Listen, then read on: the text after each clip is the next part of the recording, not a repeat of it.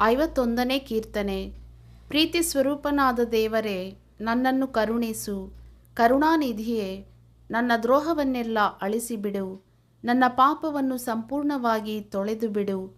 ನನ್ನ ದೋಷವನ್ನು ಪರಿಹರಿಸಿ ನನ್ನನ್ನು ಶುದ್ಧಿಗೊಳಿಸು. ನಾನು ದ್ರೋಹಿ ಎಂದು ನಾನೇ ಒಪ್ಪಿಕೊಂಡಿದ್ದೇನೆ. ನನ್ನ ಪಾಪವು ಯಾವಾಗಲೂ ನನ್ನ ಮುಂದೆ ಇದೆ. ಕೇವಲ ನಿನಗೆ ತಪ್ಪು ಮಾಡಿದ್ದೇನೆ. ನಿನ್ನ ದೃಷ್ಟಿಗೆ ಕೆಟ್ಟದ್ದಾಗಿರುವುದನ್ನೇ ಮಾಡಿದ್ದೇನೆ. ನಿನ್ನ ನಿರ್ಣಯ ನ್ಯಾಯವಾಗಿಯೂ ನಿನ್ನ ತೀರ್ಪು ನಿಷ್ಕಳಂಕವಾಗಿಯೂ ಇರುತ್ತದಲ್ಲ. ಹುಟ್ಟಿದಂದಿನಿಂದ ನಾನು ಪಾಪಿಯೇ, ಮಾತೃಗರ್ಭವನ್ನು ಹೊಂದಿದ ದಿನದಿಂದ ದ್ರೋಹಿಯೇ. ಯಥಾರ್ಥ ಚಿತ್ತವೇ, ನಿನಗೆ ಸಂತೋಷ. ಸುಜ್ಞಾನದ ರಹಸ್ಯಗಳನ್ನು ನನಗೆ ತಿಳಿಯಪಡಿಸು. ಹಿಸೋಪ್ ಗಿಡದ ಬರಲಿನಿಂದ ನೀರನ್ನು ಚಿಮುಕಿಸಿಯೋ ಎಂಬಂತೆ ನನ್ನ ಅಶುದ್ಧತ್ವವನ್ನು ತೆಗೆದುಬಿಡು. ಆಗ ಶುದ್ಧನಾಗಿರುವೆನು. ನನ್ನನ್ನು ತೊಳೆ, ಆಗ ಹಿಮಕ್ಕಿಂತಲೂ ಬೆಳ್ಳಗಾಗುವೆನು. ನನ್ನಲ್ಲಿ ಸಂಭ್ರಮೋತ್ಸವದ ಧ್ವನಿ ಉಂಟಾಗುವಂತೆ ಮಾಡು. ಆಗ ನೀನು ಜಜ್ಜಿದ ಎಲುಬುಗಳು ಆನಂದಪಡುವವು. ನನ್ನ ದೋಷಕ್ಕೆ ವಿಮುಖನಾಗು. ನನ್ನ ಪಾಪಗಳನ್ನೆಲ್ಲ ಅಳಿಸಿಬಿಡು. ದೇವರೇ, ನನ್ನಲ್ಲಿ ಶುದ್ಧ ಹೃದಯವನ್ನು ನಿರ್ಮಿಸು.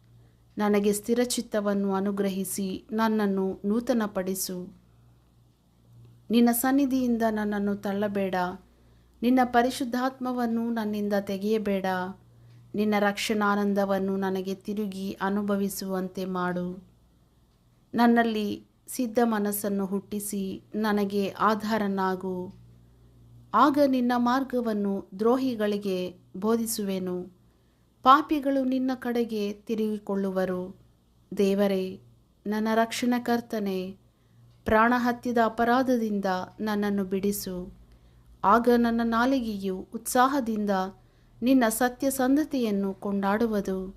ಕರ್ತನೇ, ನನ್ನ ಬಾಯಿ ನಿನ್ನನ್ನು ಸ್ತೋತ್ರ ಮಾಡುವಂತೆ ನನ್ನ ತುಟಿಗಳನ್ನು ತೆರೆಯ ಮಾಡು.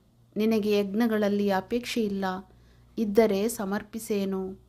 ಸರ್ವಾಂಗ ಹೋಮಗಳಲ್ಲಿ ನಿನಗೆ ಸಂತೋಷವಿಲ್ಲ. ಕುಗ್ಗಿದ ಮನಸ್ಸೇ ದೇವರಿಗೆ ಇಷ್ಟಯಜ್ಞ. ದೇವರೇ, ಪಶ್ಚಾತ್ತಾಪದಿಂದ ಜಜ್ಜಿ ಹೋದ ಮನಸ್ಸನ್ನು ನೀನು ತಿರಸ್ಕರಿಸುವುದಿಲ್ಲ. ಚಿಯೋನ್ ಪಟ್ಟಣವನ್ನು ಕಟಾಕ್ಷಿಸಿ ಅದಕ್ಕೆ ಶುಭವನ್ನುಂಟು ಮಾಡು. ಯೆರೂಸಲೇಮಿನ ಪೌಳಿಗೋಡೆಯನ್ನು ಕಟ್ಟಿಸು. ಜನರು ನ್ಯಾಯವಾದ ಯಜ್ಞಗಳನ್ನು ಸರ್ವಾಂಗ ಹೋಮಗಳನ್ನು ಸಮರ್ಪಿಸಿ ನಿನಗೆ ಸಂತೋಷವನ್ನುಂಟು ಮಾಡುವರು.